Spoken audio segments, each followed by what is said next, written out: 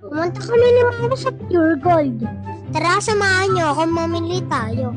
Una sa lahat, bili tayo ng toyo para sa lola kong malakas magtoyo. Tapos, bili rin tayo ng suka para sa tito kong ang kilikili, amoy sukang pinakurap.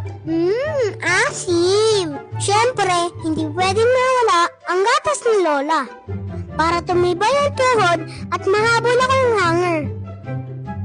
Siyempre, hindi pwede mawala ang paborito nating Pringles. At kumuha rin ako ng mga pambaon ko sa school.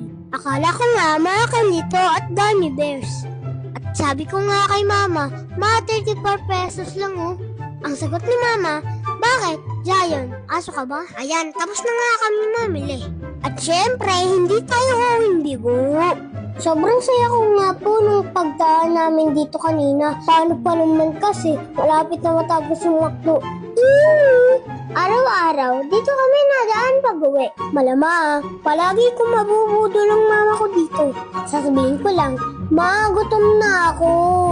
At sa tapat niya, malapit na rin mag-open ng Jollibee. McDo sa kanan, Jollibee sa kaliwa. Pag may Jollibee, may McDo rin sa tabi. May chance sa budol na naman po ako. Bye!